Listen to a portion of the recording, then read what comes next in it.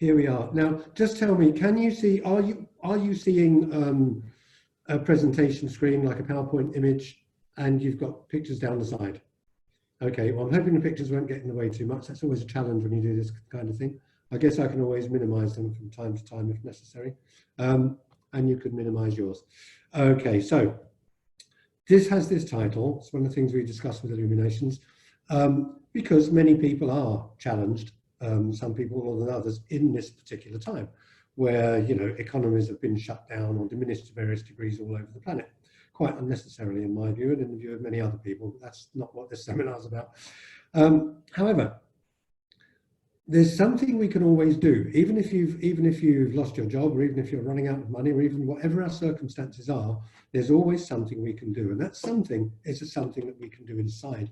Now, it says implementing positive psychology practices, and that's what we're going to be talking about. We're talking about what the difference is that makes the difference.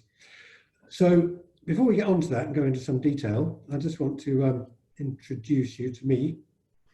So I'm Phil Edwards. I'm the co-founder of Transformations Institute, which has been in this region meaning the Gulf, and working in all the countries in the Gulf, both in a number of contexts.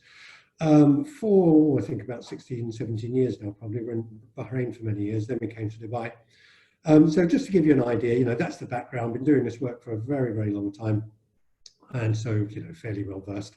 So we train people in therapy and also in coaching, neuro-linguistic programming, in counselling, just a broad range of things. We work corporately, individually, and so on. I won't bore you with all those details. You're seeing my screen, aren't you? So I'll just show you this picture of me. Look, there's me in Morocco. And that's it. That's what you're going to get. If you missed it, it's too late. So up here, you can also see, we're just showing off here about all the people whose logos we are entitled to display because they're on our side. They validate our courses and so on. And currently, we're working with Illuminations. We're working in association with Illuminations. Because we don't actually live here, we live in Morocco. I say we because this is my wife, Layla, and we are business partners as well as life partners. This guy's not part of the relationship, but he is the head of the oldest institute of clinical hypnotherapy in the UK. And in the UK, to be an institute, you actually have to be authorised by the Home Office. Over here, you can just say, I'm an institute, which is what we did. But we're authorised by this guy, and he's authorised by the Home Office in Britain, so we figure we're okay with that one. So that's just, like I said, just a bit more showing off here, because this is us receiving, for the second year running, the APHP prize for School of the Year. So this is, like I said, just to impress you, so please be impressed. Because that was one out of about, I think, 35, 36 schools internationally. And the APHP is the Association of Professional Hypnotherapists and Psychotherapists. So you have to be good to get that.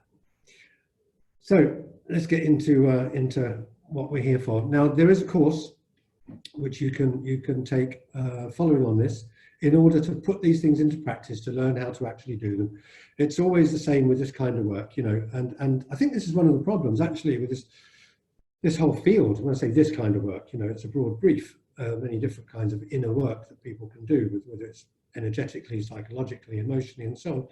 But one of the main problems nowadays is that everything's up for grabs on the internet. Everybody can just get everything and read about it. And it's very easy to just get a kind of a superficial impression of things.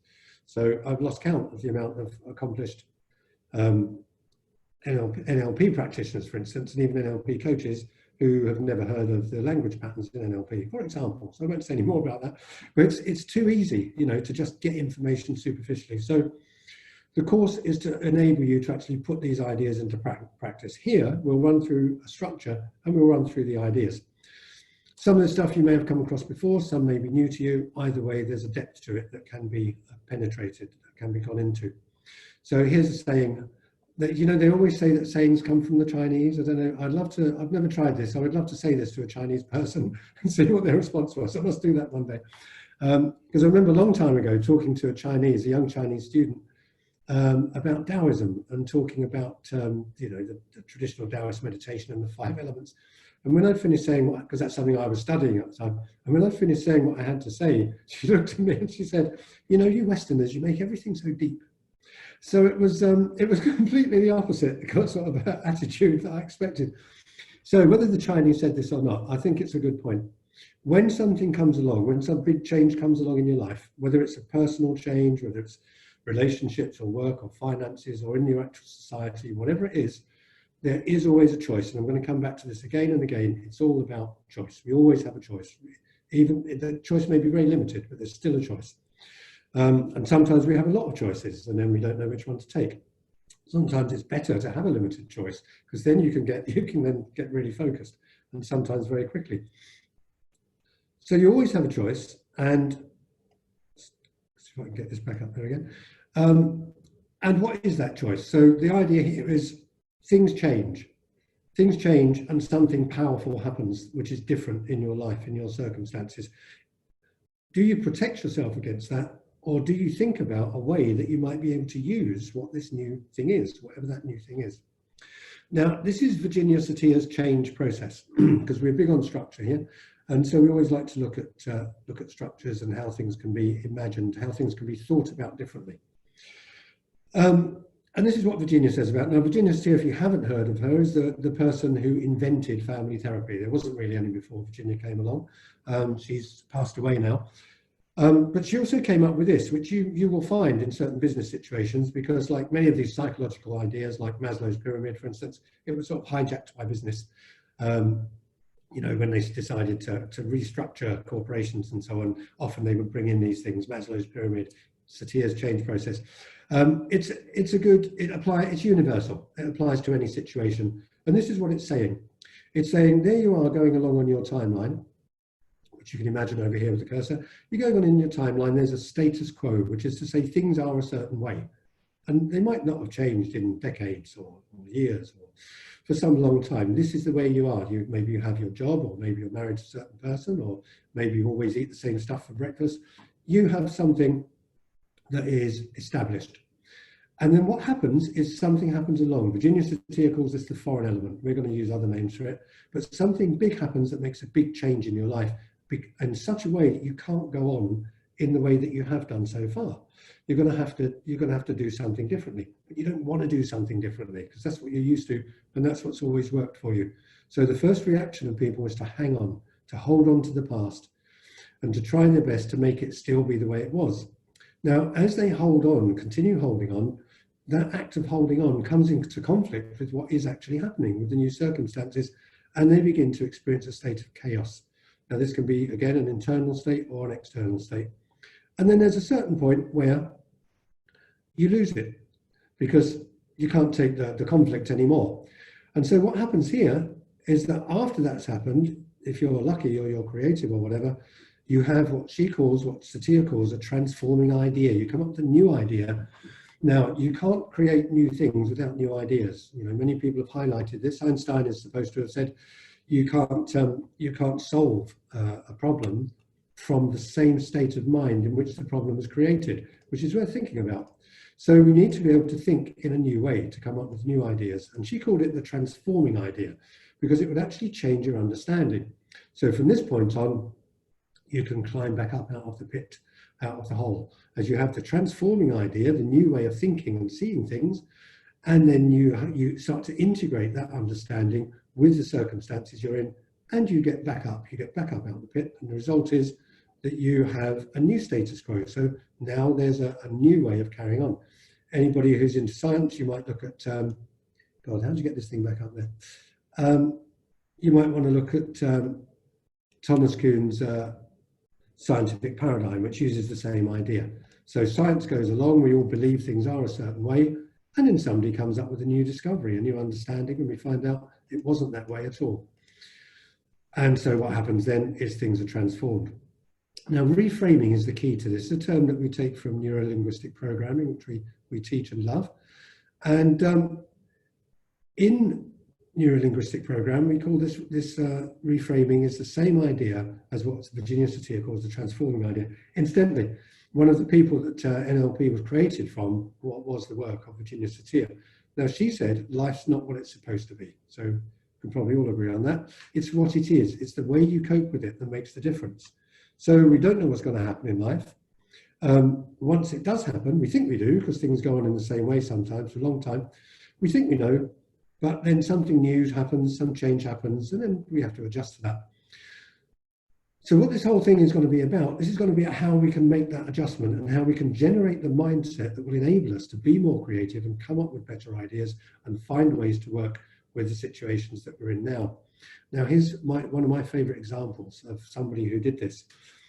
So there's something called burrs. I don't know if you've come across burrs. If you've ever been out walking in a temperate countryside, anywhere in Europe, you're likely to find them, and certain other places, you'll find there's this plant, and it has these really prickly things on them called burrs, which are the seed pods of the plant. The trouble is with these things is they stick onto everything. They stick on your clothes, they stick on fur. And this guy, Georges de Mestral, who was a Swiss engineer, was out walking his dog one day. Well, many days. He often took his dog for a walk. And he got to a point where he could not take it anymore with the burrs, because the dog would come back covered in burrs, and they can be quite painful. Now, because he was an engineer, he was logical and scientific, and this plant's called burdock. So what he did is he looked at one of these burrs under a microscope, and because he looked at it under a microscope, he discovered something about them that he hadn't known before. Now, here's where you get the transforming idea, the reframe. In order to reframe a part of our reality, a part of our experience, we have to look at it in a different way. We can look at it as if we're someone else. We can look at it from some time in the future.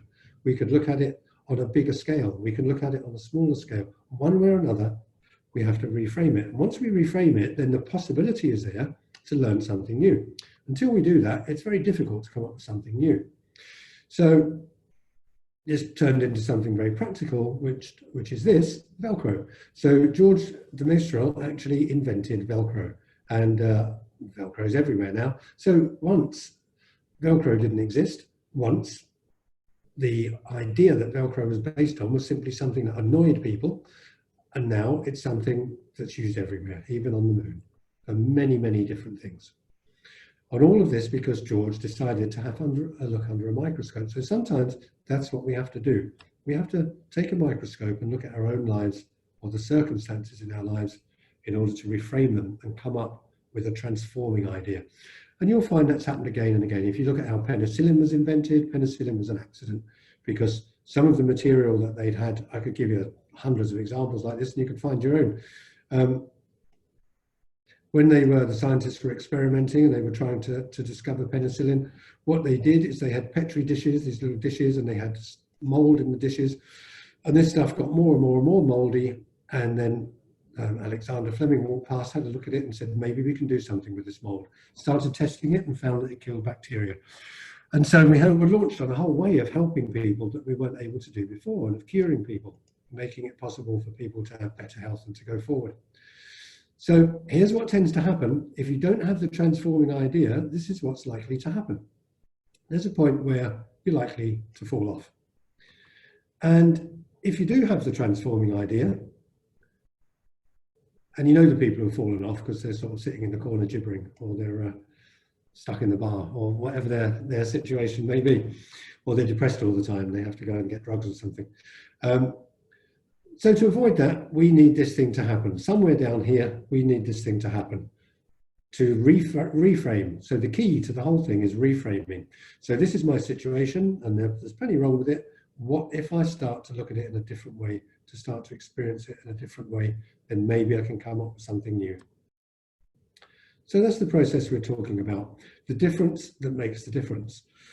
Now, we're going to talk about how you get to generate that, because we want to be able to come up with new ideas to do new things. And particularly because this is about prosperity and abundance, we want to be able to come up with new ways to make money, with new ways to create an income, or to increase the income that we have, or to supplement the income that we have.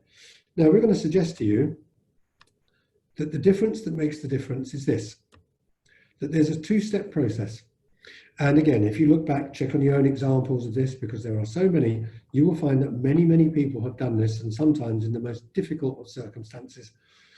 There are so many examples that I can't really go into them, but you can probably find your own if you look. But my favorite is actually Viktor Frankl. And Viktor Frankl was a doctor during the Second World War who was, because he was Jewish, he was taken to Auschwitz, at the concentration camp. He was locked up there for years, and he faced the prospect of torture and death every single day of his life. And what Viktor Frankl did is the two things that we're talking about here. He found a way to make himself happy. Now, you have to read his book. If you've never read his book, you have to read it. It's called Man's Search for Meaning. It's called Man's Search because he personally is a man. But women can search for meaning in exactly the same way. And any other genders can search for it in the same way too. Man's search for meaning. And what he did, even though he was in those most awful of conditions with no freedom at all, the freedom he still had was the freedom to think, the freedom to feel, the freedom to make a choice within his own mind, which is what he did. And what he discovered is this, that, oh, go back on that one.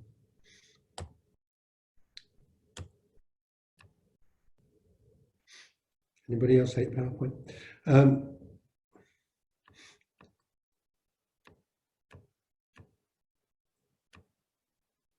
Okay, what he did is this. He found that he could make himself happy by focusing. Now imagine, this is somebody who's in a prison camp. They could be killed, literally killed any day at all. Somebody who's starving, who's could be subject to torture and so on. And what he did is he focused on all the good memories that he had. This may sound a bit cheesy, but it works. And I'll show you why in the next slide that I didn't want yet. He focused on all the good memories he had. Now the thing is, your brain doesn't know the difference between an image that's in your brain and images that are outside of your brain. And this is why how this can be powerful. So he did that, and that's what we call a resourceful state, generating your own positive state. What he also did is he made a clear vision of what he wanted to create. Now, the vision he created was that when the Second World War was over, now he assumed that he would live, that was part of his vision, that he would still be alive, and that he would go to the USA, he would found an organization, an institution, and he would write a book, and he would teach people his new form of therapy. Interestingly, he did all of those things. So we know that this way of doing things works. Now, the reason it works, there's a ton of neuroscience to support it. This is a bit of it. The reason it works is because your brain does not know the difference between an external image and an internal image, which means this is why people can be afraid of spiders and have phobias and so on, because if you're a phobic, you only need a picture in your mind. You don't need a real spider. Now, the same is true, fortunately for us, of positive things. If you have a positive picture in your mind, your brain doesn't know the difference between that positive picture and an external positive thing. So if we focus on the things we choose to focus on and keep presenting those positive images to our mind, then what will happen is the brain will generate chemicals in your body. Neurotransmitters will go from the brain down into your internal organs, down to your adrenal glands, and your other hormonal glands in the hormonal system. They will generate certain chemicals which will flood your system and make you feel things. Now, if you focus on bad things, you'll have bad feelings and bad thoughts. And if you focus on good things, you can get good feelings and good thoughts. And that's exactly it. That's the basis of the whole thing. I'm trying to get my pictures back up here again now. That's the basis of the whole thing. For anybody who's joined us more recently, I would like to invite you to please put your video on so I can see you, because I really like talking to people. And I can't talk to you in quite the same way when I can only see your name. We've had a couple of courageous people so far put their pictures on. So this is the basis of the whole thing. This is the neuroscience behind it. And if you go and check out the neuroscience, you'll see it's now confirming exactly what positive psychologists and NLP practitioners and some mystics and so on have been saying for a long, long time. So here's the deal. We always have a choice. Between stimulus and response, there's a choice. Now, what that means is, now the stimulus can be something external. Somebody says something to us, something happens to us, or the stimulus can be something in our own mind. It can be something we think, some picture we bring up from the past or the future, depressing ourselves with images of the past, frightening ourselves with images of the future, or maybe doing both if we're really in a bad way. Now, the thing is, between that stimulus and between what happens in our body, the brain sending chemical signals down to the hormonal system, there's a moment, and in that moment you can make a choice. And your choice can be either that you decide to go into survival mode, which we're going to call a bad strategy, or you can go into creation mode, which we're going to call a good strategy. Now, these are two different modes of being, and you can only be in one at a time. And again, there are a lot of reasons for this, which we'll go into more in the course, but I can't really go into here because of time. Your electrical energy in your brain runs on electricity, and that electricity is either going to go to your frontal lobes, where you're logical and creative and all these kind of things, or it's going to go to your back brain, which is the primitive lizard brain, which is not creative and only knows how to survive, but it can't do both at the same time. It can only do one or the other. And what makes the difference is the choice we make.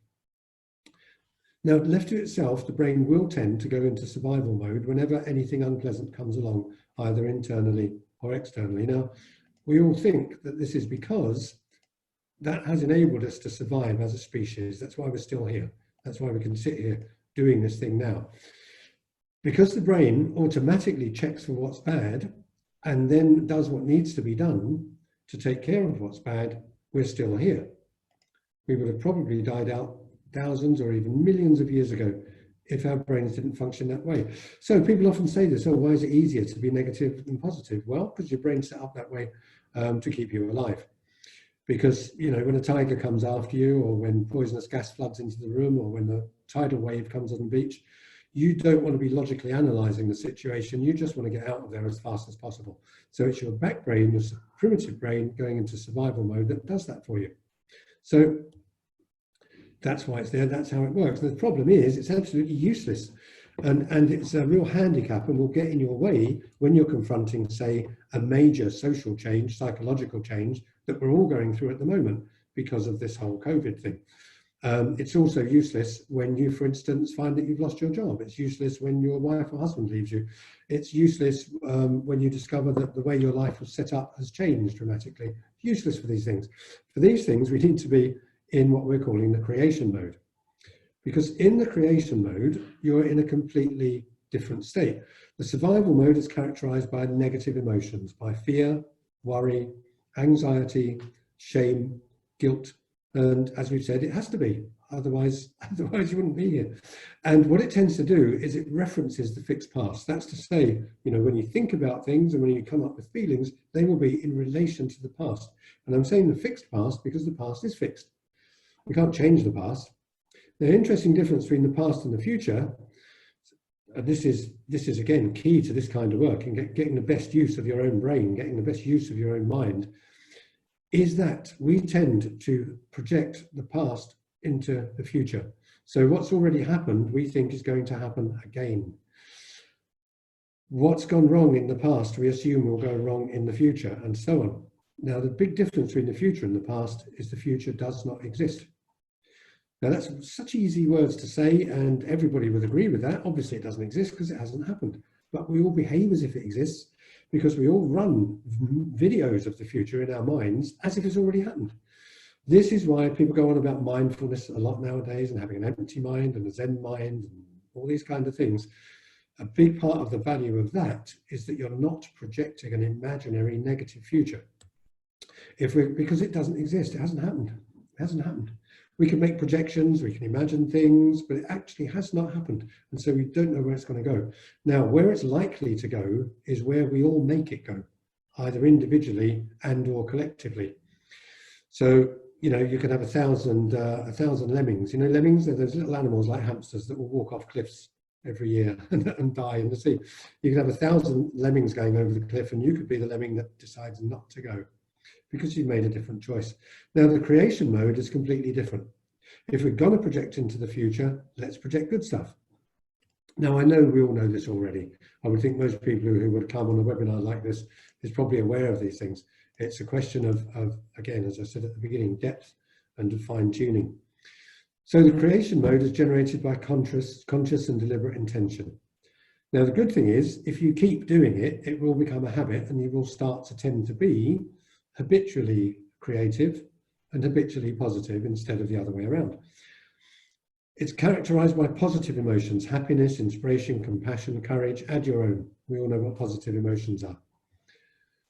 And it references the potential future, And it makes it natural to think creatively and generate new solutions. Now, that's why we've got all this material in a presentation which is about prosperity, which is about creating more money, basically. Or sometimes not more money. Sometimes you create the things you want without having the money, which is also kind of interesting. People can give you things sometimes, or you can find yourselves in situations in which certain things are taken care of, and maybe you don't even need to provide them. Again, you need to be in a creation mode. You need to have an open open frame of mind to enable yourself to start to think in that way. Is there another way that I could get this? Is there another way that this thing could come to me? So to be in the creation mode, we want two things, which we've already touched on. We want a resourceful state.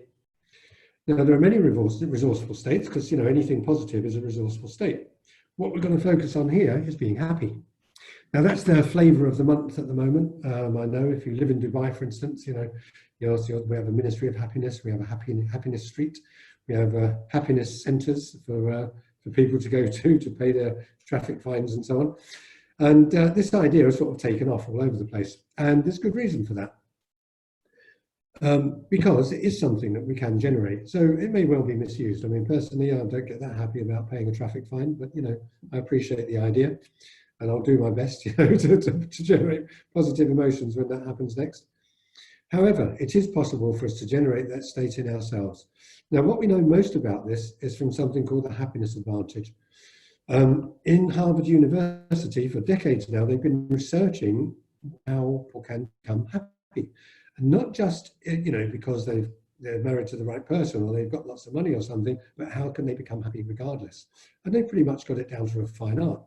Now, this is, you know, there's neuroscience behind this, there's lots of research behind this, and it's been researched in countries all over the world and for a couple of decades now. So we do know that this stuff works. And it's called the happiness advantage because what they found is that people who actually practice these techniques and who make themselves happy regardless of their external circumstances, and sometimes of their internal circumstances, become more effective. It's that simple. Happy doctors make more accurate diagnoses and they make them faster. Happy salespeople sell more. You can check this yourself anytime. And you might have even noticed this. You might have been lucky enough to know somebody who was just always happy and notice how they did often seem to get things to work better for themselves. The other thing we're going to talk about is having effective visualization. We all know about this visualization, I think. We're going to talk about making it really effective, what makes it really work. So let's have a look at the happiness advantage first. Now, this is some of the things they discovered at Harvard. But basically, and these are things you can take away and start doing right away. When you take the course, you will be able to go into depth in these things and find out how to really make them work and empower yourselves more. This is an introduction to give you an idea of what these things are. So each day, just write 3 new things that you're grateful for. Ever so simple. This doesn't have to take hours. In fact, they recommend you set a timer. Give yourself 2 minutes. Just 3 things, any 3 things. Large, small, meaningful, meaningless. Just something that you can actually say, yeah, I'm glad I've got that. That's good. And then write about a positive experience that you've had. Now, again, this can be any positive experience. Maybe you thought you'd lost the peanut butter and then you found it.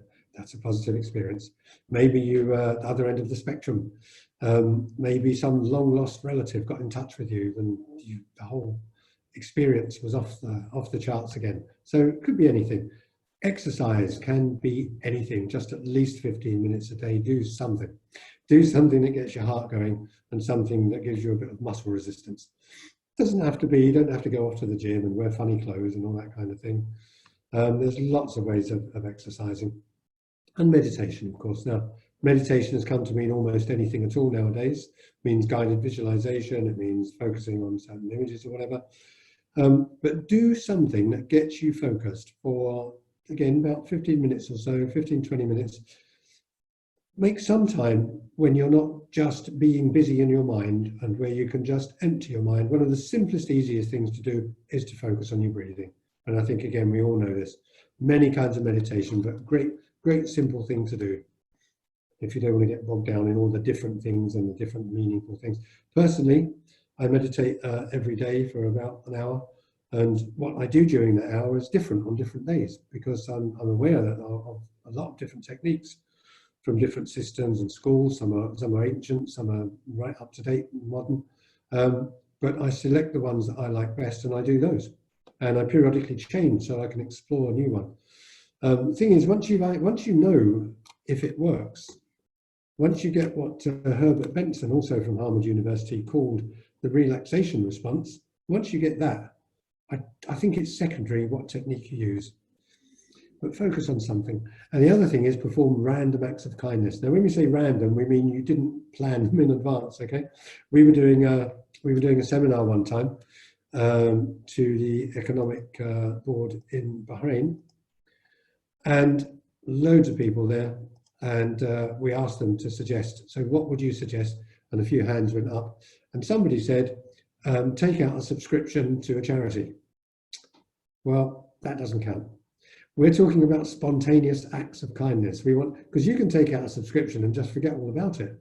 And if anybody ever asks you what a nice person you are, a kind person, you say, oh yeah, I've got this subscription to Children in Need or something. But that's not going to rewire your brain for happiness. And that's what we're talking about doing here. We're talking about enabling yourself to be happy regardless of external circumstances. And these are 5 things which will contribute to that. So a random act of kindness is look around. Think about the people you know, think about the circumstances you're in. Is there somebody that you can just do something for? If you're one of those people that's in lockdown, then it might be difficult for you to do that. You might have to really focus your being happy, your random acts of kindness. You might have to focus that on the few people that you might be locked down with. And if you're locked down by yourself, well, they're going to have the internet for random acts of kindness. Acts of kindness to yourself don't really count. It's got to go out to somebody else. Now, these things are all there because they quite literally rewire your brain. They cause new neural wiring, new nerve pathways, neural pathways to be created in the brain, along which new thoughts can run, which will generate new chemicals, which will make new emotions for you. So that's the first side of it. So out of all the positive emotions that we could generate, let's choose that. Let's start doing that. And the other thing we want to do is to have a clear vision. I say create. Once you've created it, then you have to practice it. Now, you may have noticed in your life, in other areas, that the way you've ever got good at anything is by practicing it over and over again. I greatly doubt that anybody in this webinar is good at typing because they just typed once, or good at driving because they drove once, or can read because they read once. That's not how the brain works. We have to repeat, repeat, and repeat, and then we get things to happen. When I was just putting together some images to be able to do this presentation, because I didn't want you to just have to look at me all the time. I know I get tired of it. Don't spend much time in front of mirrors. But what I found was, I looked at all sorts of different things. I thought, well, what can I use as an example? And I thought, well, the best example is something that's actually meaningful to me. So this is meaningful to me because this is the house that we built in Morocco. And we designed it. We found the land, we designed the building, got the building built, and I should be there right now. If I hadn't been imprisoned in Dubai, that's where I would be now, because that's where I live. Now, the thing is, it wasn't always like that, because in the beginning, it looked more like this. It actually looked worse than this, but that's how it looked in the beginning. There was the occasional goat, and the occasional person to take the goats back home at the end of the day, and apart from that, there was nothing. There was rocks, earth, well, the occasional bushes, things like that. And so to get from this to this, we undertook a very specific process, which was simply this: that we held in mind what we call our current reality. We know how things are. So pretending that things are not the way they are in itself is not a good idea.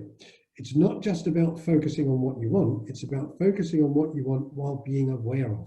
Now, we don't want to focus on this, we don't want to concentrate on this, but we also don't want to deny it. This is one of the things that people sometimes go astray with when they do affirmations and they do positive visualization and so on, is that they pretend that the bad stuff isn't there. You know, I am in the ideal job. As an example, somebody visualizing, they're doing affirmations. I love my job. My job is great. It's the ideal job. I love it. It does everything for me. And actually, that is not their experience. So basically what they're doing, it's not so much an affirmation or positive visualization, it's actually self-deception. So they're lying to themselves because actually there's something else they want to do, which would be far more enjoyable, maybe pay them more money and so on. So if you're going to use if you're going to use what we call effective visualization, it's very important to allow this to be there. We're not going to focus on it, allow it to be there. This is what we put our energy and focus into. Now, a number of technical reasons for this being this way. One of the reasons is our unconscious mind, which, as you probably know, is 95% of our mind, of our consciousness. Our unconscious mind is the mind that remembers how to drive. As you sit there now, you don't know how to drive. It's not in your conscious mind. As soon as you get in the car, it comes back. It's the one that also knows how to type. It's the one that recognizes people that you haven't seen for 30 years. You name it, it does it. The subconscious mind does all these wonderful things. Your subconscious mind is able to connect all sorts of things together. When you laugh because somebody tells you a joke, it's your subconscious mind that makes you laugh, because your subconscious mind connects together lots of things that were not connected before. And then you laugh. It's an amazing thing that these things are suddenly connected. That's the essence of humor. New connections, new neural pathways, new ways of thinking about things, which also gives humor tremendous power. If you can laugh in difficult situations, it's going to change things. It's going to change the way you think and feel about it. Sometimes you have to laugh quietly because other people might be taking it seriously. I mean, I laugh about people, standing 2 meters away from each other, but some of those people, they're not laughing too much. Maybe they are, I just can't see it under that mask. So this is what we're going to recommend you do. And again, there are technicalities this which we will teach you when you come on the course. So have your awareness of what's going on, have the thing that you want, and make your vision really clear and really specific, and focus on it again and again and again. And after a while, this will be what tends to happen. Now, depending on how great your vision is or how different it is, by great, I mean big, as well as great in terms of, how good it is or meaningful it is, depending on those factors, it may take a short time or a long time. However, if it's important to you, it will happen. The important thing is to have it, to generate the resourceful state, and from that resourceful state, to keep focusing on that thing and to do it systematically. So these are all the things we'll teach you on the course, how to do in depth and how to do effectively. Now, I think I didn't really check in on the time here at the beginning, but yeah, that's about right. We're about 45 minutes here now. This is the time we like to say, if anybody wants to ask any questions or make any comments, this is a good time to do it. Now, feel free to, somebody is connecting to their audio. I can see Preeti is connecting to her audio. That's a good sign. So this would be the time. So like I said earlier on, I can see a lot of black squares and only a couple of faces. So if you would like to ask some questions and if you would like to make any comments, this is the time to do it. So please go ahead and do so. I've got no idea. I've got a lot of black. I've actually got one person on screen at the moment, and everybody else is has got their black screen up, which could mean that you're there and totally involved, and you just haven't done your hair well or whatever it is. We had somebody the other day who told us they didn't want to turn their screen on because they were in bed, which I thought was quite interesting. And we had somebody else, we did have the hair issue, somebody hadn't had their hair done and they thought they should. So I will just hang out here a bit, and I can see you're having a good laugh there, Les. And I think everybody else can see you're having a good laugh as well. So we'll give people a few minutes to kick in if they're going to do that, and then we'll have a chat. How does that sound? You can give me a thumbs up if they think that's a good idea. Just thumbs. Just put your hand up. Good. You didn't have to use the technology. You could have just put your thumb like that. I mean, great. I mean, the technology is great, but thumbs are fine. There was an interesting. I don't know if anybody saw. Oh, Farah. Hello, Farah. Does that mean thumbs up? Does that mean you're going to ask me a question? Preeti, thumbs up.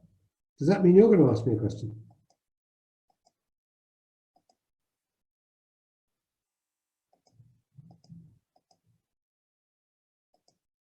Okay.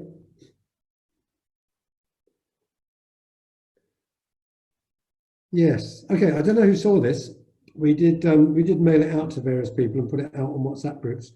But there's a guy called Dr. Butta. It's very interesting, very well worth looking at, giving lots of useful information about the COVID situation at the moment. And just to mention this, because he did an interview with an organisation called London Real, which was free to attend, and check out London Real if you haven't. There's loads of good information on there.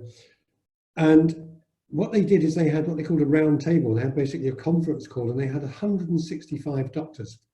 So you had all these tiny little squares across the screen. You had Dr. Buttar was there on the main screen, the interviewer was on the main screen, and then you had all these tiny little squares, so many, 165 doctors, so many of them that they actually took up about 3 screens, I think, and they had to move across the screens. But the only reason I'm mentioning it is because they were doing this. They were just going, you know, thumbs up for this, or, you know, thumbs down for that, or don't want to know, you know. And they actually worked very well, just scanning across the screens and getting all the doctors' opinions. If you didn't see it, by the way, I strongly recommend you do. Go to London Real, check out Dr. Buttar and see what he's got to say. I'm sure you'll find it useful. Okay, so you've had your chance. Just going to scan through. Oops.